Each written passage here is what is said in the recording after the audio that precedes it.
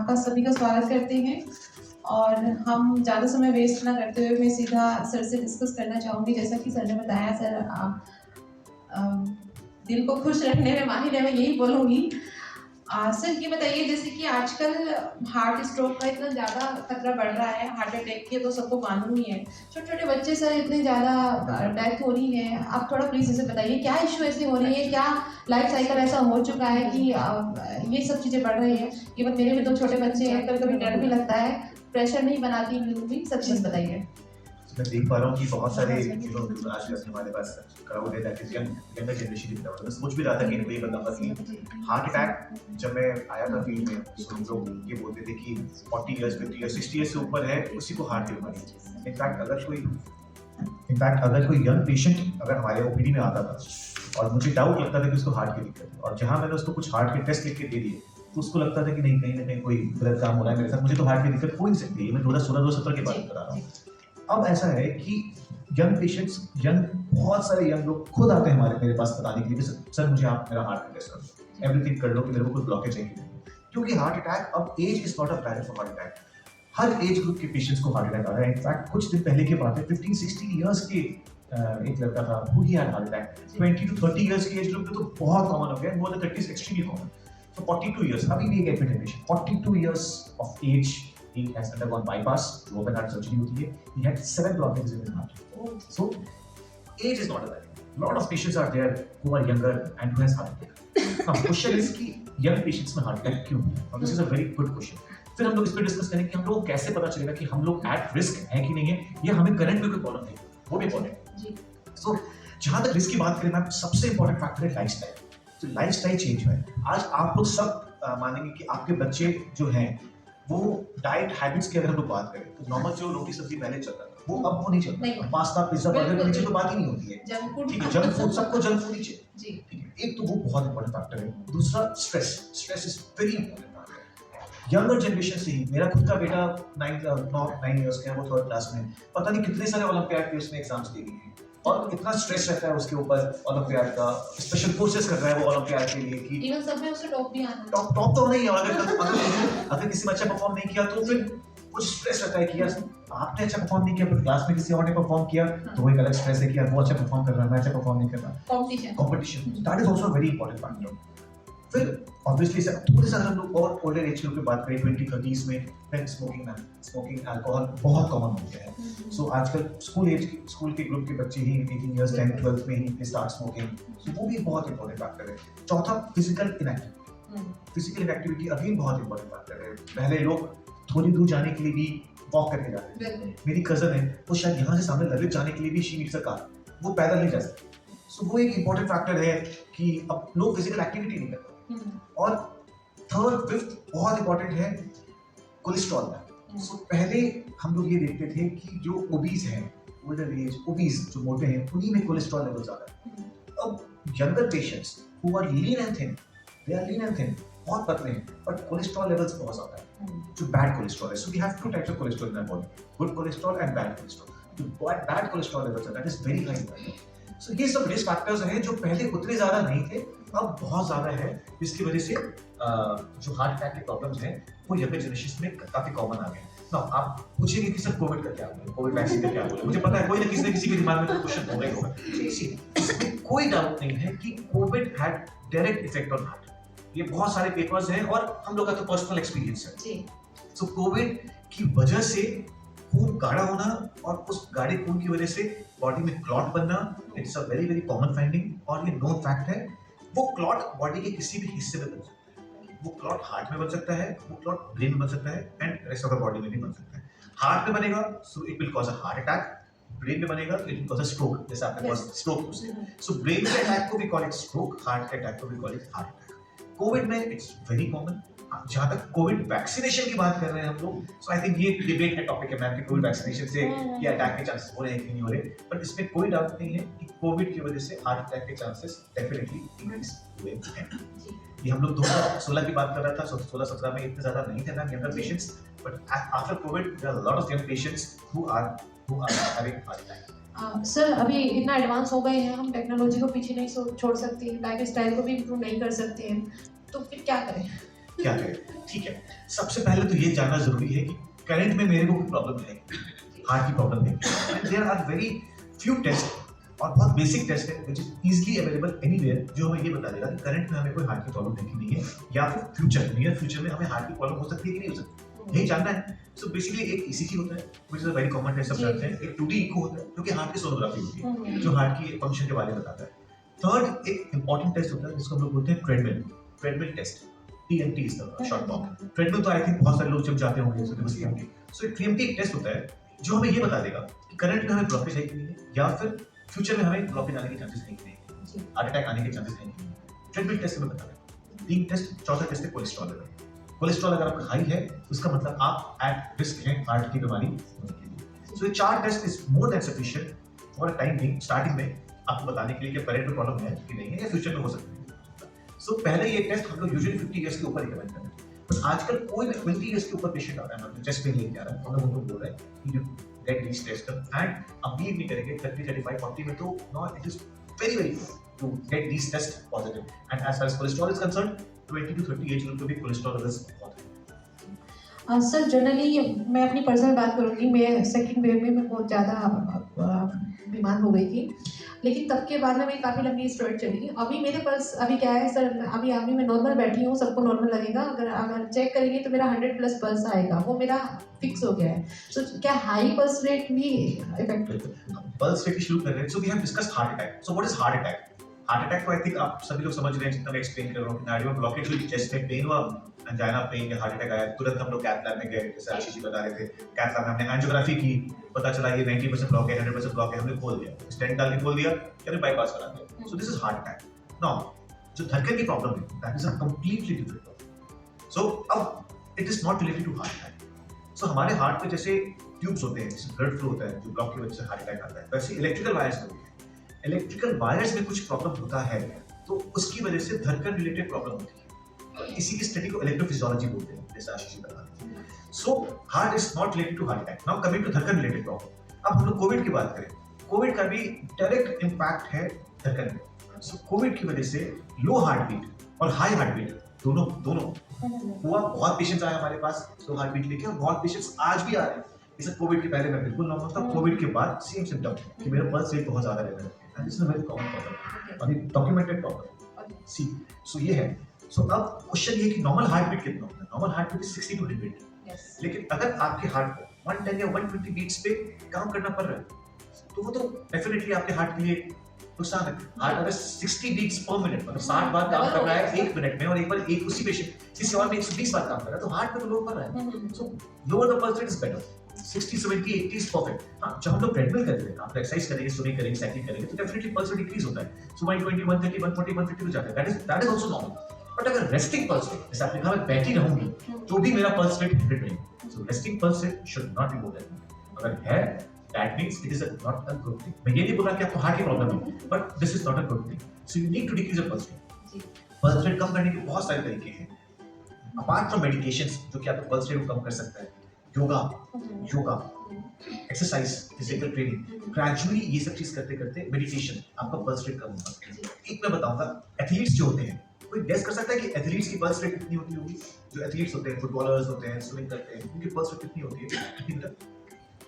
बहुत अच्छी कोई नॉर्मल होती है, जब वो स्विमिंग या कुछ गेम खेल रहे होते हैं तब उनकी ज्यादा होती है, बाकी टाइम उनकी नॉर्मल होती है। बेटा नंबर कितनी होगी और सर ये पूछ रहे हैं? 65 या बहुत नॉर्मल हो गया। सो बेसिकली एथलीट्स में क्या होता है ना, पल्स रेट और कम होती है, 40, 50 बीट्स पर मिनट। कारण क्या है कि उनकी हार्ट इतना उनका एक्सरसाइज करके हार्ट इतना अडैप्ट हो जाता है कि जो काम आपके हार्ट को 60 बीट्स पर मिनट में करना होगा, उनका 40 बीट्स नहीं हो रहा है। So it's good for them. Heart और कम काम करना पड़ रहा है। कहने का ये मतलब था कि आप अपने फिजिकल ट्रेनिंग से, मेडिटेशन से, योगा से अपने पल्स रेट को कम कर सकते हैं, क्योंकि जो कोविड हो गया उसको तो हम लोग कुछ नहीं कर सकते जी।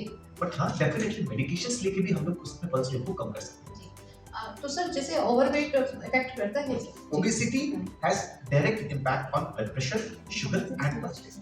The more your weight is, your pulse rate will be higher. This is again a normal. Obesity और एज का तो कोई फिर है ही नहीं मैटर, क्योंकि ओबेसिटी तो बच्चों में भी होती है। बिल्कुल बोलिए ना, childhood obesity is now very common thing, और उसी की वजह से तो इनको हार्ट अटैक्स आ रहे हैं, बिल्कुल। और इसी की वजह से तो पल्स रेट ज्यादा हो रहा है जी। डायबिटीज डायबिटीज अभी बहुत कॉमन हो गया और डायबिटीज बहुत स्ट्रॉन्ग रिस्क फैक्टर है हार्ट अटैक्स के लिए। यंग पेशेंट्स बहुत तो there two type of diabetes, एक तो जो यंग पेशेंट में होते हैं जो बाय बर्थ हो जाता है वो एक अलग चीज है, लेकिन जो एक्वायर्ड डायबिटीज है जो यूजुअली 40-50 इयर्स की एज के बाद होता है अब वो 20-30 में आ रहा है। जी सर, कुछ लोग ऐसे होते हैं, कुछ लोग क्या जनरली ऐसा होता है, बुजुर्ग लोगों की मैं बात करूंगी, जैसे उन्हें पता चल गया हार्ट में इशू है तो उन्हें सजेस्ट कर देते हैं कि आप सर्जरी करा लिए, वॉल डलवाएं तो थोड़ा आपकी लाइफ टाइम बढ़ जाएगा, बट वो अवॉइड करते हैं, नहीं मान रहे हैं, उनकी साइकोलॉजी बनी हुई है कि क्या भरोसा, अभी तो हम चल रहे हैं जी।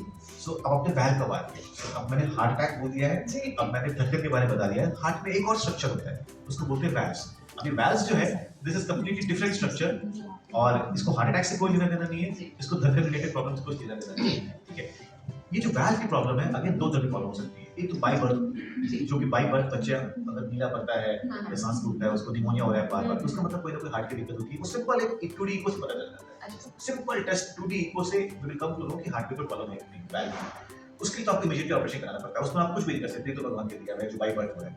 एक्वायर्ड प्रॉब्लम मतलब जो बर्थ के बाद अगर किसी को अगर पहले बिल्कुल नॉर्मल था बट बर्थ के बाद उसको दिक्कत इश्यू वो भी मोर और लेस प्रिवेंटेबल नहीं होता, तो ये होना है तो होगा, एज रिलेटेड प्रॉब्लम्स होते हैं, होगा तो होगा, आप कुछ नहीं कर सकते उसमें।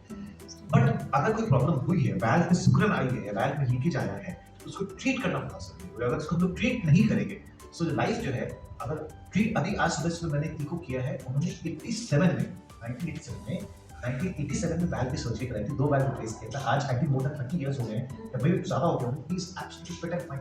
मैंने उनका नंबर अपने बहुत सारे पेशेंट्स को दे रखा है कि तुम इनसे बात करो, तुमको नहीं कराना मत करो बट एक बार इनसे बात करो कि कराने से लाइफस्टाइल पे कितना फर्क पड़ता है और अभी हमको कितना प्रॉब्लम आ रहा है। तो कन्विंस करना, जैसे आशीष जी ने कहा, कन्विंस करना इज वेरी इंपॉर्टेंट।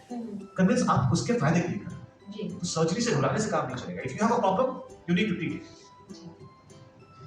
इनके सिवाय अभी कुछ मतलब आप डॉक्टर के सिवाय अगर कहीं नहीं पहुंचे हैं तो क्या करें, खुद क्या करें? पिल्स होते हैं, मैं तो अपने पेशेंट्स को बोलता हूं कि देयर आर सम पिल्स आप चूसने की वही होती है, always keep it with you. So आप इमीडिएटली माउथ खोलिए, it resolve in the mouth and is it a medicine और medicine just it is a medicine. Placebo? Placebo is different. So it's a medicine, but a very low dose of medicine. It's practically like a placebo, but it definitely gives some relief.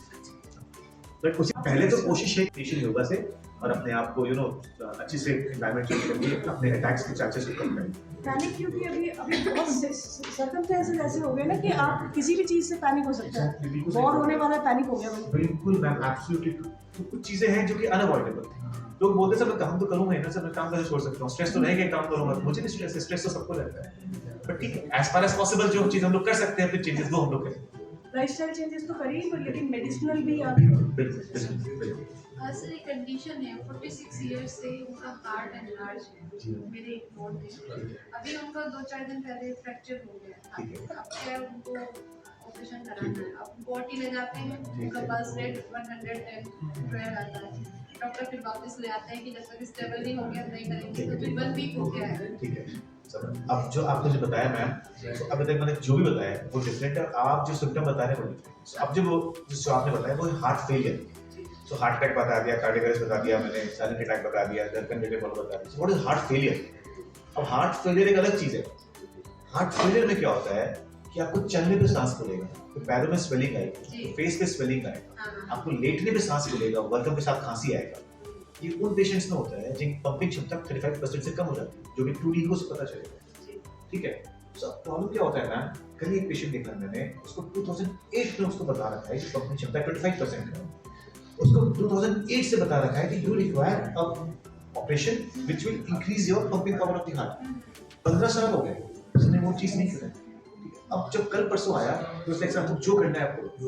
सो ये है कि कुछ चीजें हैं जो हमारे हाथ में नहीं है, हमारे पास इलाज नहीं है, बट कुछ चीजें हैं उसका इलाज है। We have special devices, we have special operations, हम लोग कुछ करके उसकी पंपिंग को इंप्रूव कर सकते हैं पेशेंट्स के लिए। सो जब भी पंपिंग क्षमता कम हो जाती है उसको हार्ट फेलियर बोलते हैं। We have medications, we have special pacemakers जो लगा के हम लोग इंप्रूव कर सकते हैं, बट बहुत बार वी आर आल्सो हमारे पास बहुत ऑप्शंस नहीं होते हैं। आपके वाले पेशेंट में तो मैम अगर पंपिंग क्षमता कम है, पल्स रेट इंक्रीज हो रही है, प्रॉपर मेडिसिन अगर पेशेंट ले रहा है और अगर ऑप्शन कराना कंपल्सरी है तो हाई रिस्क ऑपरेशन करना पड़ेगा। ऑप्शन के don't have option, so there is a high risk. आप किसी भी सर्जरी के लिए मना नहीं करता डॉक्टर, डॉक्टर आपको ये बताते हैं कि लो रिस्क है, हाई रिस्क है, मीडियम रिस्क है। सो अगर पेशेंट जल्दी होता है तो हाई रिस्क लेके हम लोग we can proceed for surgery. problems are very common these days. So can it be genetic? Yes, it is genetic. Only because genetic. Definitely, ma'am. Definitely. So if your father and mother has a heart problem, there's a high probability you will also have a heart problem. But then you cannot treat that, or you cannot avoid that genetic one. Genetics जो आपके body में है उसको आप कुछ नहीं कर सकते genes को. But then you can change your lifestyle. ठीक है. तो दो impact है आपके body में heart में होने के लिए. One is genetics, one will be the lifestyle. So you cannot do anything. Lifestyle plays a big role, right? Yeah. So irreversible factor. So this is the genetics is an irreversible thing which you cannot help. But reversible factors जो हैं उसको तो we can take. जाए जैसे कि pace maker लग जाए या बाईपास हो जाए, क्या दोबारा भी ऐसे अटैक आने के चांसेस बढ़ जाते हैं, दोबारा भी सर्जरी हो सकती है, मल्टीपल दोबारा भी सर्जरी आ के सकता चांसेस है हैं। हार्ट अटैक, और दोबारा भी सर्जरीज करनी ही पड़ती है।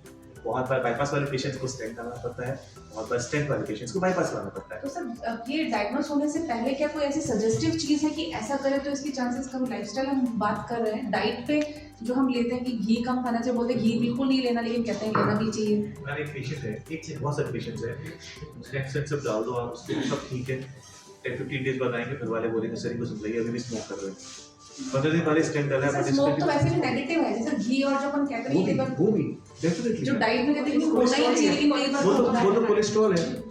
सो क्या है मैम कि अगेन कुछ चीजें अनअवॉइडेबल है, कुछ इनहेरेंट रिस्क है स्टेंट्स या बाईपास के बंद होने का, वो आप कुछ नहीं कर सकते। बट जो अवॉइडेबल चीज है, lifestyle, physical inactivity, smoking, alcohol, घी, तेल, मक्खन, मलाई, उसको तो बंद कर सकते हैं।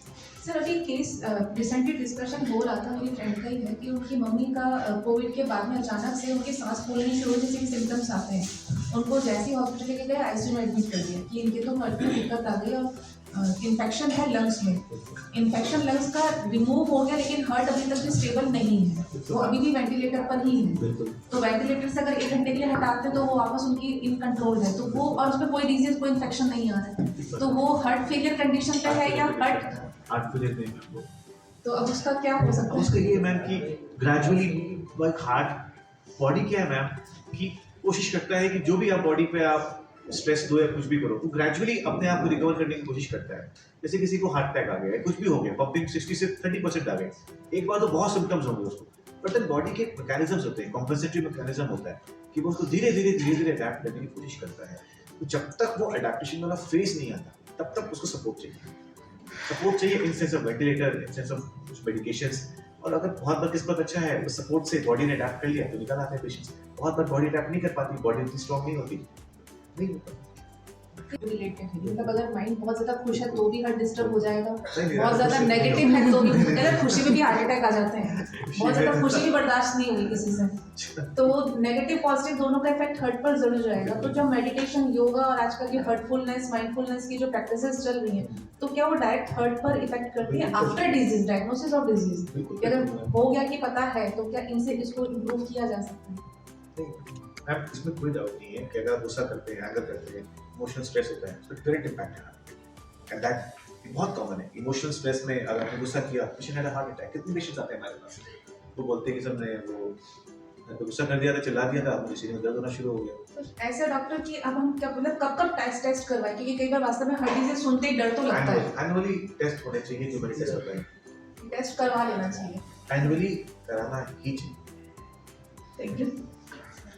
वुमेन एंड ओबेसिटी आप कोरिलेट कर सकते हैं, तो कुछ ऐसा आप सजेस्ट करिए कि हम लोगों को लाइफस्टाइल थोड़ा सा मेन के कंपैरेटिवली डिफिकल्ट होता है। We have to take care of family also and we have to take care of our professions also, तो उसमें हमारा जो एक्सरसाइज एंड उसमें जो कंट्रोल है वो कहीं ना कहीं पे लूज हो जाता है। तो मैं चाह रही थी कि अभी के जैसे बहुत सारे सजेशंस हैं, अभी यूट्यूब पे भी देखते थे, मैं ट्राई भी करती रहती हैं, जैसे फॉर एग्जांपल गार्सिनिया कंबोजिया है, या फिर आप डॉक्टर्स, इवन अभी तो एक डॉक्टर ने भी बोला कि आपको एक टैबलेट देंगे, आप खाने के बाद में ले लेना, फैट का एब्जॉर्प्शन कम हो जाएगा। तो मुझे लगता है कि कहीं ना कहीं वो नेगेटिवली इफेक्ट करेगा, तो कुछ ऐसा आप सजेस्ट कीजिए कि हम लोग कंफर्टेबली अपने वेट को मेंटेन कर सकें ताकि हार्ट इश्यूज ना हो। वेट रिड्यूस करना बहुत डिफिकल्ट है मैम, बट एक चीज़ है मैम, पहले मुझे लगता था कि एक्सरसाइज करने से वेट कम होता है, ठीक है, सो ग्रेजुअली आई रियलाइज कि वेट इज, अगर वेट रिड्यूस करने की बात करें तो 70% डाइट एंड 30% एक्सरसाइज। सो अगर कोई डाइट में भी कंट्रोल कर रहा है ना, प्रॉपर डाइट भी लेगा एंड नॉर्मल जो फिजिकल एक्टिविटी, बहुत ये नहीं कि बहुत जिमिंग कर रहा है, कुछ करना है, बहुत कुछ करना है, अगर डाइट पे भी कंट्रोल करेगा ना, सो ही और she will definitely be fitter. मैं ये नहीं बोल रहा कि बहुत वेट सिग्निफिकेंटली रिड्यूस हो जाएगा, सो रिडक्शन के लिए ऑब्वियसली बोथ द थिंग्स चाहिए, but definitely you will be fitter if you take care of a diet. आप इसे इतना सारा खाना है यहाँ पर, सब खाएंगे, सब खाएंगे, ठीक है। सो ये चीज़ अनअवॉइडेबल है, डेफिनेटली हम आए खाने के लिए, ठीक है, बट वैसे बता रहा हूँ मैं, हाँ कल से नहीं, फिर भी टाइम निकाल के जैसे कि आप जैसे कि टॉक करते करते वॉक कर सकते हैं, जहाँ टाइम मिले, नेटफ्लिक्स देख रहे हैं, कुछ भी देख रहे हैं, यूट्यूब देख रहे हैं, एक बार वॉकिंग तो हम लोग कहीं भी कर सकते हैं।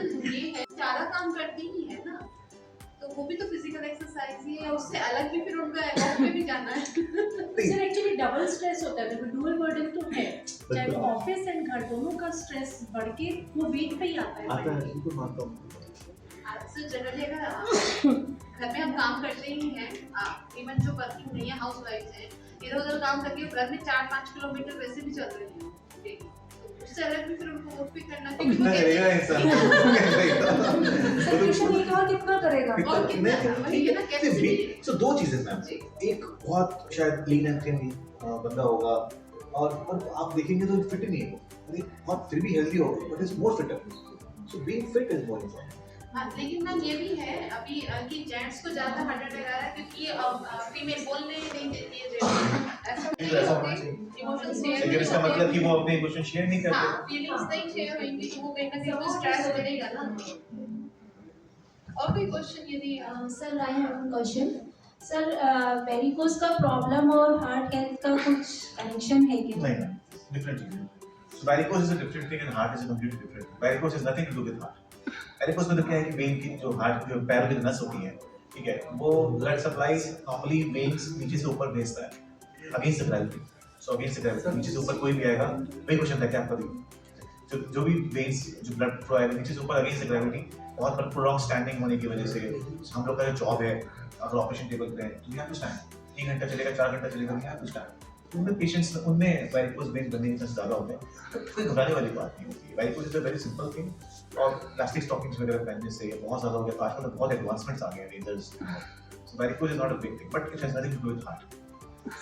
बहुत ज़्यादा हम लोग जितने गाइडलाइंस पढ़ते हैं सब में तो ये है कि रात को खराटे लेते हैं, उनका जैसे मान लीजिए श्वास से या हार्ट से कोई प्रॉब्लम? आई थिंक हम लेट आए सर, मैम ने ऑलरेडी आंसर किया था क्वेश्चन। आपने मैम को सुना खराटों से रिलेटेड? आप ठीक है? नहीं, खराटों से रिलेटेड तो कुछ नहीं हुई। बहुत अच्छा बताया उन्होंने, CPAP, OSA, एवरीथिंग बहुत अच्छा बताया उन्होंने। इसका हार्ट से कोई रिलेशन बिल्कुल डायरेक्ट कोरिलेशन है, डायरेक्ट एक्सप्लेन करो सर थोड़ा। हां एक्सप्लेन करो सर, जैसे खराटों आप से लेट क्यों आए फिर? सर लेट नहीं है, प्लीज एक्सप्लेन। So basically जो OSA होता है, जो मैम बता रही थी, obstructive sleep apnoea, it has direct effect on your whole body. So obstructive sleep apnoea नहीं होना चाहिए। अब पहले ये बीमारी इतनी कॉमन नहीं थी, अब OSA बहुत कॉमन हो गए, एंड एक ही इंपॉर्टेंट फैक्टर है उसका, पुलिस। और जब नेक मोटा होता है, नेक मोटा होता है, कराटे आएंगे आपको, आपके हार्ट अटैक होने के चांसेस, धड़कन की प्रॉब्लम, ब्लॉकेज के chances, sugar, BP, everything is direct correlation with obstacle sleep apnea. Big relation, but ये जरूर हम लोग पढ़ते हैं कि अगर आप लिमिटेड क्वांटिटी में अल्कोहल लेते हैं, so it has good effect on your cholesterol level. ये जरूर है। तो सर सजेस्ट भी कर सकते हैं। प्रॉब्लम क्या होता है क्या मैम कि वो फीमेल्स में तो हो सकता है कि वो लिमिटेड है, बट मेल्स में क्या होता है बिल्कुल लिमिटेड नहीं रहता। शुरू कर सकते हैं तो सर लिमिटेड नहीं रहता। स्टार्ट नहीं करना, ले रहे हैं फिर कहते हैं तो स्टार्ट करने के लिए मैं कभी किसी को रिकमेंड नहीं करता, वो भी जब वीडियो चल रहा है। एज क्या है? 11। सर ऐसा कभी कभी होता है कि बहुत ज़्यादा नर्वस होने के बाद हार्ट पे कभी कभी पेन होने लग जाता है, तो सर उसका कारण क्या होता है? नर्वस होने से। तो सर मतलब ऐसा होता क्यों है? जब आपको स्कूल में स्ट्रेस होगा कि सामने वाला अच्छा पढ़ाई कर रहा है, नर्वस हो जाओगे। तो सर वो मेरे साथ नहीं, अभी मेरे स्कूल के अंदर एक ऐसा हुआ है। हाँ, क्या हुआ? सर उसको पता नहीं क्यों मैं इतना ज़्यादा नर्वस हो गया था, वो उसके हार्ट में पेन होने लग गया था। किसी को पैनिक अटैक हुआ। नर्वस हुआ बीमारी थी, मेरे को उसका नाम अच्छे से याद नहीं है, बस वो बोलते मेरा जी मचला रहा है, मेरे को घबराहट हो रही है इधर से उधर, वो लोग ऐसे कर रहे हैं, मेरे को नहीं पता ब्रेन रिलेटेड है, तो उसको सर पहली में देखो हार्ट अटैक में कंफ्यूजन बच्चों को सबसे ज्यादा होता है क्योंकि मुझे पता है मुझे हार्ट अटैक पड़ गया नहीं पहली का वो हार्ट का वो पता है कभी तो हमारा काम चल रहा है ना। एज ग्रुप यहाँ पे भी बैठे हुए हैं, बच्चे भी हैं, बड़े भी हैं, बूढ़े तो नहीं हैं, लेकिन टॉप 5 टिप्स ऐसी बता दीजिए जो अपने दिल को हम खुश रख सके और ऐसी हमें ना चाह के भी हम आपके पास ना आ सके, बस हम आपके पास ना आए बस। Actually prevention is better than cure. जी ठीक है, सो मैं तो हमेशा अपने पेशेंट्स को बोलता हूँ कि प्रिवेंशन करो, होने ही मत, और हो गया तो अलग बात, कोशिश करो कि हो ही ना। उसके लिए क्या कर सकते हैं भाई, सब जो मैंने बताया, see annual health checkup, TMT, echo, ECG है, कोलेस्ट्रॉल, कितने बड़े टेस्ट हैं, सब जगह अवेलेबल है, कहीं चल जाइए, किसी भी डायग्नोस्टिक लैब में चल जाइए, सब जगह अवेलेबल है। अगर प्रॉब्लम आया टिक टिक पे आपका लाइफ, आपका हेल्थ हेल्दी रहेगा, हार्ट हेल्दी रहेगा। जी सो एक ही इंपॉर्टेंट चीज है। बाकी दिन तो वही है, smoking, alcohol, tobacco consumption, stress जो कि अवॉइडेबल स्ट्रेस है वो अपन ना ले, फिर डाइट फैक्टर्स, फिजिकल एक्टिविटी, ये सब चीजें हैं जो कि हम अपने लिए कर सकते हैं अपने हार्ट को हेल्दी रखने के लिए। और कोई क्वेश्चन ये है? सो आई थिंक सर सारे डाउट्स आपने क्लियर किए हैं, जितने क्वेश्चन थे बताए, और बाद में रिजल्ट यही आया है कि हमें रूटीन चेकअप कराना है, और अगर सर सजेस्ट करते हैं, डॉक्टर्स जो भी बताती हैं एडवाइस, उसको हमें फॉलो करना है। और जैसे कि मैम ने बताया, आज हम खाना खाने, कल से हम एक्सरसाइज शुरू कर लें तो ज़्यादा अच्छा रहेगा। और सर आज चर्चा का विषय हम अभी बंद करते हैं सर, थोड़ा सा टाइम का भी इशू है, और हम उम्मीद करते हैं आगे फिर से हम बैठेंगे, फिर कुछ समाधान निकालेंगे। Thank you so much sir. Thank you. Thank you sir.